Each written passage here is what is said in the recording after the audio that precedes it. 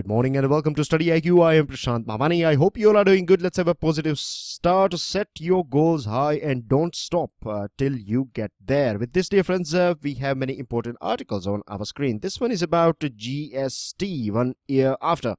In its second year, the GST regime must be purposefully rationalized. What are other important points apart from what we have discussed already? We have gone through the positive and negative points and everything. So moving on to another item, this is about this lead is written by Rakesh Sood. He was a diplomat. We do analyze his articles most of the time, right? 95% you can say his articles are with new insight, with a new way of looking at different things that are going on around the world. So it is about Mr. Erdogan, it is about Turkey and how the way things are, or the changes that are forced by or injected by Mr. Erdogan, how it is going to change this Turkey as a country, as a culture forever. And it's not for good, it's more in the negative side where Turkey is tilting under Mr. Erdogan. Then you have this Mexican wave,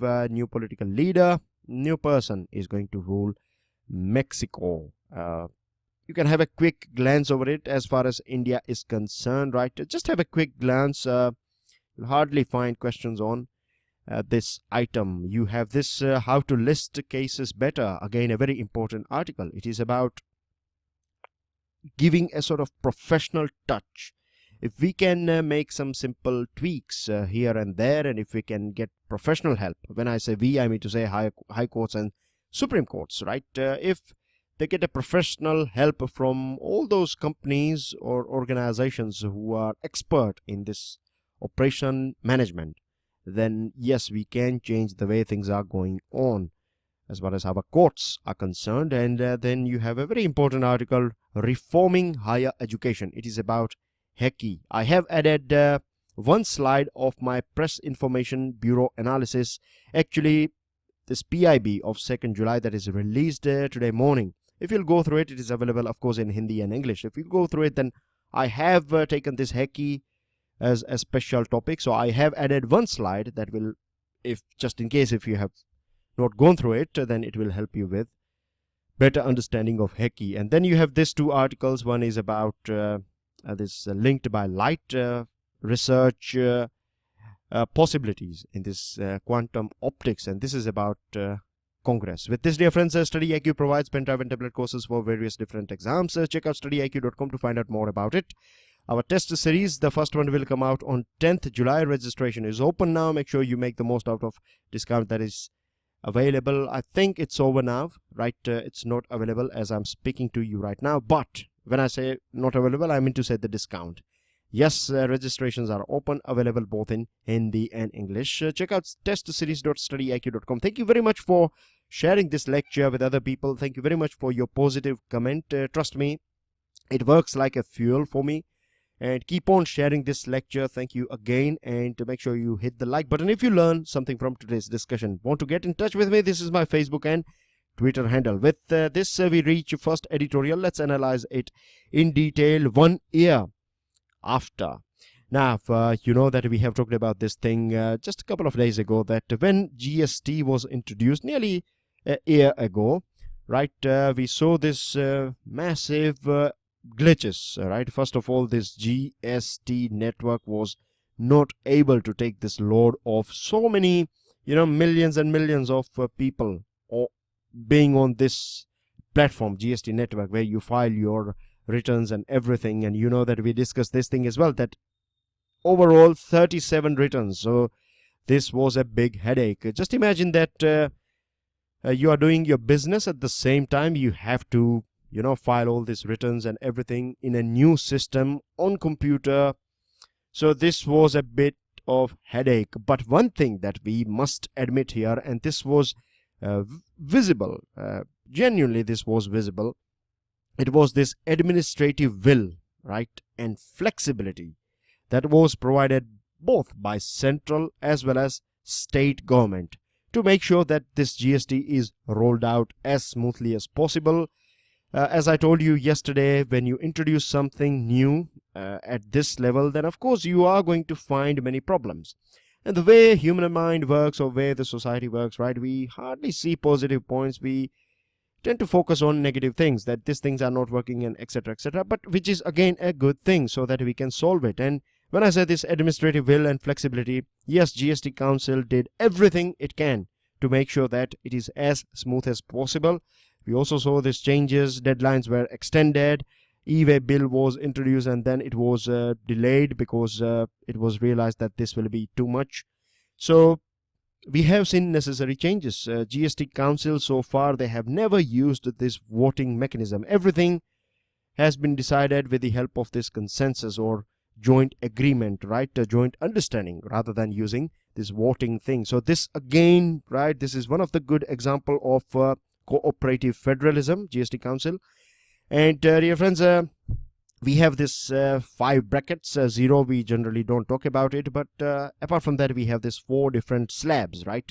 And under this 28%, which is the highest slab, we used to have 200 items when GST was introduced, but now we have just 50 items. Some of them, they do require to be there at 28, and plus says that you have like cigarettes and tobacco and alcohol and not alcohol, beg your pardon, the cigarettes, tobaccos, and luxurious products, which are generally called as sin goods, right, or demerit goods.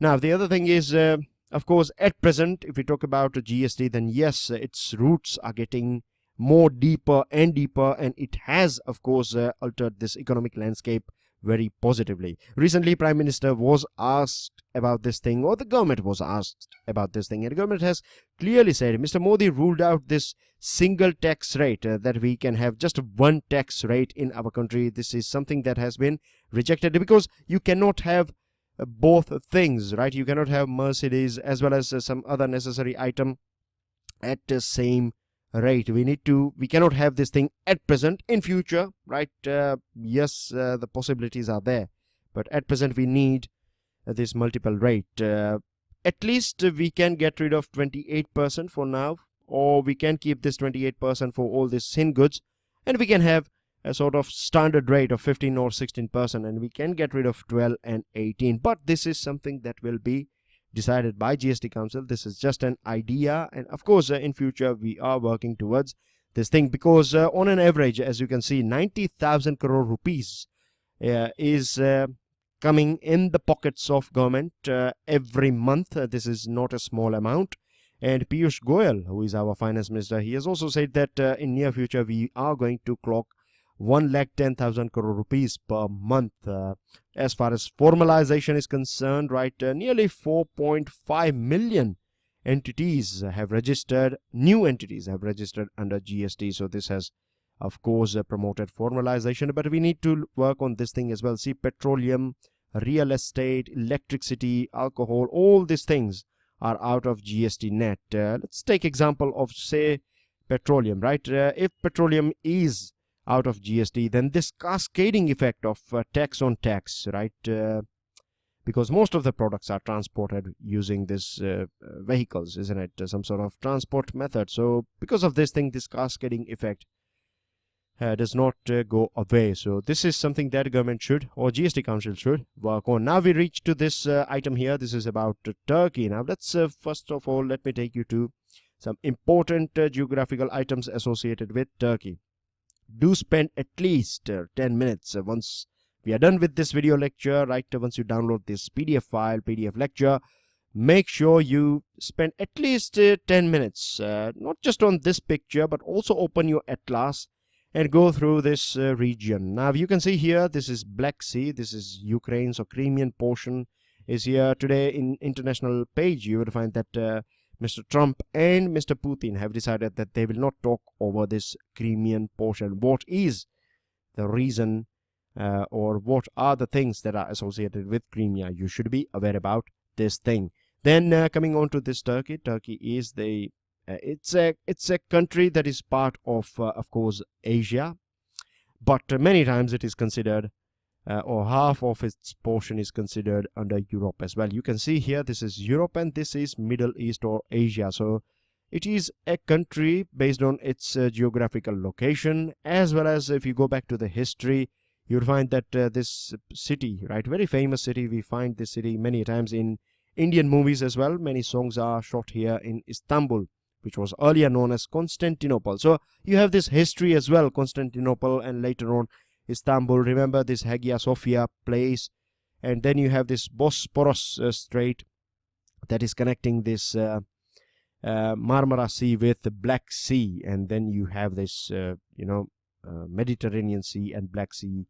There is a small stream here through which you can enter and exit this Black Sea. And as it is closer to Europe, and on this other side it is closer to Asia, so you have this mixed culture here, right? You can say not mixed, but I would rather say Turkey has its own flavor, right? Where you find a best of both or mix of both Asia and Europe. Here you have this country's profile. Now, one of the reasons why it is in news is because the way things are going on in Turkey are quite, you can say, opposite to what its founding father decided for the country. The person that you can see on your screen, this gentleman here, his name is Mustafa Kemal Atatürk. Atatürk stands for a word like father of Turk. This is the meaning of this, Atatürk. So he was the founder of this Turkish Republic, the country that we know as Turkey today. And the other thing is, see, if you go back to the history of Turkey, you find that this Ottoman Empire, it collapsed after World War I. British took over this thing, and this king of Ottoman Empire was considered as Khalifa of Muslim world. Khalifa basically means the top religious leader of Muslims around the world. So this was basically after this fall of Ottoman Empire. British basically removed this Khalifa, and this was not very well taken by the Muslim community around the world, of course, because their religious sentiments were associated with this Khalifa. And in our country, we have this historic relationship as well with this Khalifa, or removal of Khalifa, and Khilafat movement that took place in our country. Now, this Khilafat movement is a very important milestone in our Indian history. Before that, we saw this divide and rule policy. Means if you see that divide and rule policy was always applied by this British Raj, but it got a little bit of success, and there was a little bit of you can say difference, or I would say that there were some tiny cracks as far as this Hindus and Muslims are concerned, right, in our country at that point of time. We are talking about somewhere around late early 20s, to be precise. We are talking about early 20s and after World War. So at that point of time, there were a few cracks, and this Khilafat movement took place in our country. People were opposing this British rule because British were ruling this part as well, our country. So Indian Muslims were against this British rule, and at that point of time, Mr. Gandhi decided that this is the best time that Hindus should support Muslims for this Khilafat movement, and finally they did. And Hindus and Muslims together, they took part in this Khilafat movement. But what happened is that this Mr. Atatürk took over this Turkish society, and basically as he took over, this whole problem means Turkey was metamorphosized by Mr. Atatürk. It became he imposed Western norms of dress, Roman script for the language, European legal system and calendar, and converted this Islamic Caliphate country into a secular republic. So because this thing took place in Turkey, this Khilafat movement came to a chokehold. So this is a small history, very important, and this is one of the reasons why Turkey is important, or the things that are going on in Turkey is important for our country. Now, anyways, this person here, this gentleman here, his name is Recep Tayyip Erdogan. He is the president. He was mayor of Istanbul, and then he became a prime minister, and now he is president. In 2016, there was a sort of coup, military coup, attempted coup, and this failed basically. And since then, Erdogan has become very strong and very aggressive. Earlier on, Turkey was trying to get, shift from this. Earlier, it was negotiating for joining this European Union. It was inclined for this towards this Western world, NATO and EU. But now it is seeking to join this Russia-China dominated Shanghai Cooperation Organization. The other thing is its judiciary, its military, its civil services that were earlier on filled up all these people, right, in this different various branches, were part or they were coming with this ideology of Kemalism, this Ataturk's philosophy or his way of life, or his dream basically, that Turkey should be urban, secular, Western oriented, intellectual class. These things are replaced by, or these people are replaced by people with religiously, more conservative viewpoints, and they are more Islamic, right, rather than more secular. So these are some of the fundamental changes that we are seeing in Turkey. The other thing is, president is so powerful, and this check and balance thing that we have in our country is something that has been, you can say, literally removed by Mr. Erdogan, because if you want, say for example, if Parliament is empowered to investigate wrongdoings, if any, done by President, but this can be done by a green signal of Supreme Court only, and 12 out of 15 judges that you have in Supreme Court are appointed by President. So this is the thing here. Saudi Arabia is against Qatar for being with Iran, and all other countries were against Qatar, but here Turkey has started supporting Qatar, so it is basically not in good relationship as far as Saudi Arabia is concerned. The other thing is it is also handling this refugees, Syrian refugees. They have entered this country called Turkey, and because it is in the border, it is also fetching money from European Union to make sure that these borders are manned properly, and this refugees don't enter Europe. And with USA as well, relationship of Turkey are not at its best, because this Kurdish militants who were supported by USA and they were fighting against ISIS are attacked by Turkey. With this, dear friends, reforming higher education, HEC, that is Higher Education Commission of India, the bill is out in public domain, and this HEC is basically going to replace this UGC. Now, from the name itself, you can understand University Grants Commission. So this was a body, a regulatory authority that was providing money. At the same time, it was supposed to set new standards of education in our country. One of the main aim of establishment of HEC is to provide for more autonomy and facilitate holistic growth of education and offer greater opportunities to Indian students at more affordable cost. This is, you can say, big picture of HEC. It is not going to cover all fields of education. Some exceptions are there. Medical is there, and all those other universities, right, like national important institutions of national importance will be out of this HEC's purview. Now, the main point of departure between, or the main difference here, is that, as I told you, the name itself indicates Grants Commission. So money was given by this UGC, but HEC will just look after all these important things. Of course, quality of instruction and maintenance of academic standards. It will look after whether this enough autonomy is given to these colleges and universities, though they can design their own courses and things like that. But when it comes to money, right, money giving power, this will be in the hands of MHRD, that is Ministry of Human Resource Development. The purse strings will be controlled by MHRD.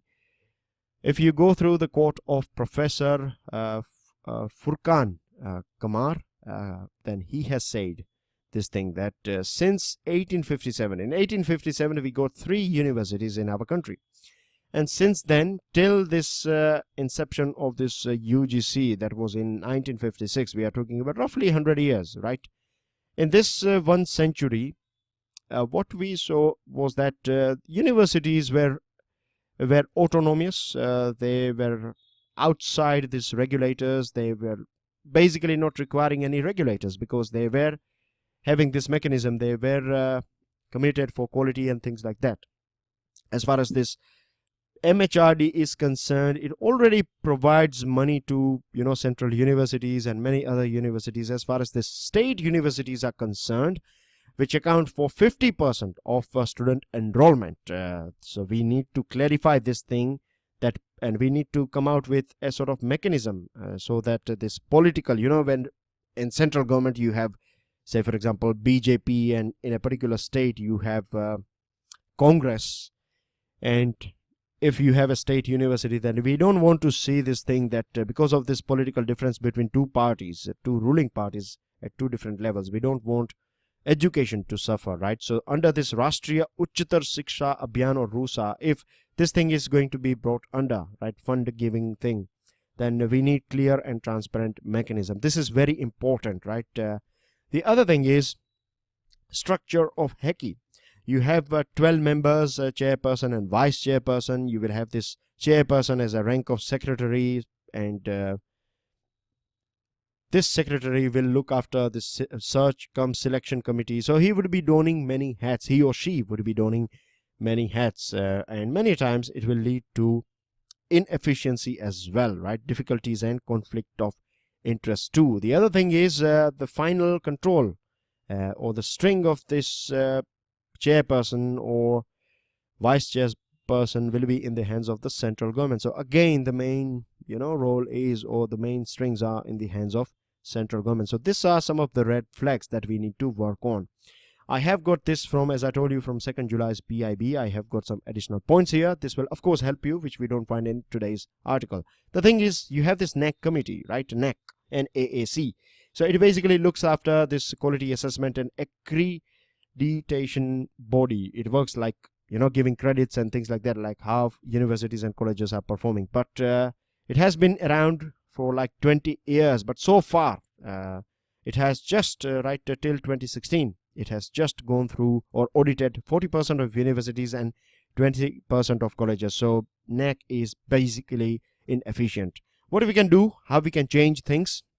We can adopt this, or we can allow independent agencies, right? Professional independent agencies, they can do this rank giving function. We can have multiple agencies, and then there we will have a proper index, right, of ranks and performance and other things. This is something that we need to work on. And if you are just going to give, HEC, if HEC will not have any power to give grants and incentives, then it will become a toothless or paperless, or a paper tiger or a toothless tiger. With this, how to list a case better. Recently, Chief Justice of India flagged this pendency issue with the High Courts, and he has also directed this High Courts to take or prepare action plans so that these old cases, 5 and 10-year-old cases, are disposed as soon as possible. Now, the thing is, the big problem that we find even today in our country as far as this judiciary is concerned, see, what we think or what we believe is that numbers, right? Number of pending cases. If you have few numbers, then your performance is good. If you have big numbers, then your performance is not that good. And this has become a very important nowadays, public discourse as well, that most of us, when it comes to pending cases, we talk about lack of vacancies and infrastructure and all these things. Of course, these things are important. We need to fill up these gaps and vacuums that we have. But at the same time, hardly anyone talks about quality of adjudications, and this is very important thing, right? Quality and quantity, of course, you need to keep a fine balance. Now, what is happening? This study was conducted by this team who has wrote this article. They have gone through various different listing patterns, and they found that in some courts you find 1 cases filed per month, and in some courts it is 126 per month. So you can see this big gaps, and there is a sort of, it indicates that there is lack of proper mechanism. The other thing is that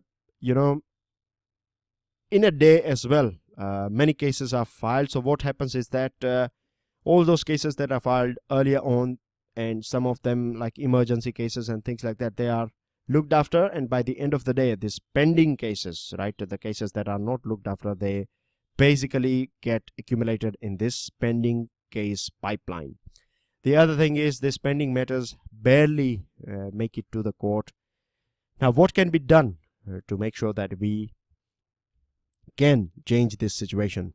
The thing is, we are talking about number of cases registered, right? Even here, we find that cases that are registered. When I say registered, I mean to say that taken by the court.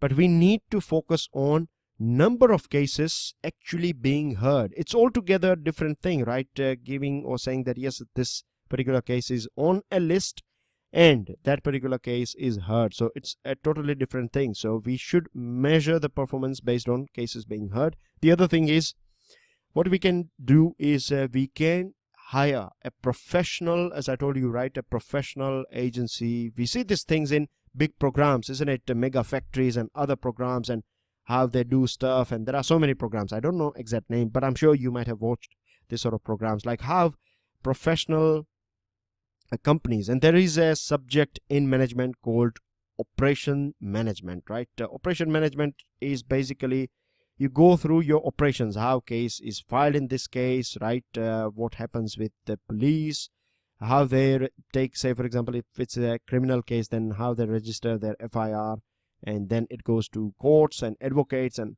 so these companies, they are good in going through all these things, and they will come out with a chain, they will come out with a new solution and new techniques through which time can be saved, money can be saved. And if we deploy these companies, if we take professional help from competent external agencies, then we can see we have to do some small changes only. But many times what happens that if you are part of system, it becomes difficult for you. You are so used to with these things that you hardly find any solution. The solution is there, and this can be identified and implemented by a change agent like competent external agency. With this, dear friends, important news item. One thing that I would like to say here is that Economic Times website, there is some problem with it. Of course, I have gone through the physical paper that I get every day early morning. So today I have, I'm sorry to say, but because of this technical problem, I am not able to post Economic Times news for you guys. But I can give you a rough idea of items that you can go through once the website will be hopefully sorted by the end of the day, or maybe a bit later in the afternoon. So I have the paper in my hand here. You will find a report on Indian scientists. I'll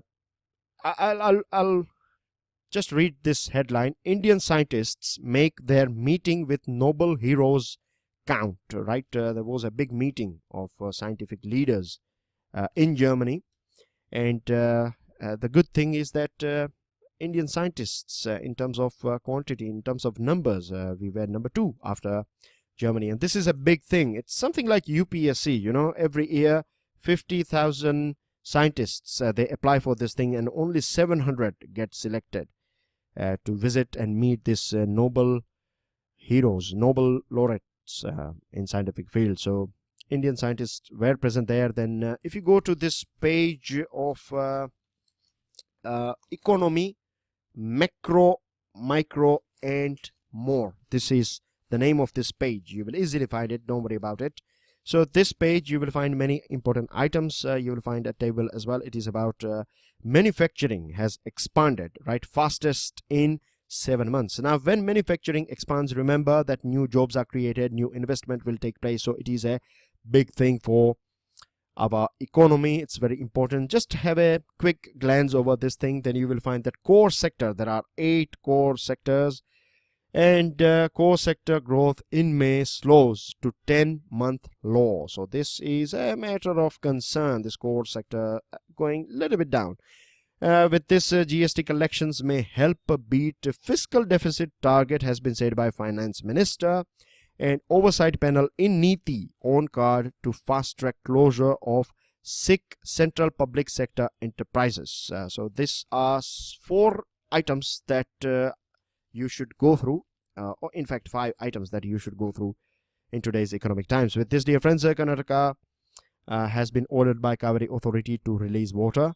And Rijiju tells states to fight to fake news. Because of this, because of fake news, we have seen many lynching cases going on in our country. 2021 census data will be stored electronically. Of course, Interpol notice against Nirav Modi. These are the news items that you will find in today's The Hindu newspaper. Then you have this Mehta panel, Sunil Mehta committee that has handed over its recommendations to finance minister, and it is about this asset management company, setting up asset management company for all those NPAs cases that are above 500 crore rupees for small to medium enterprises.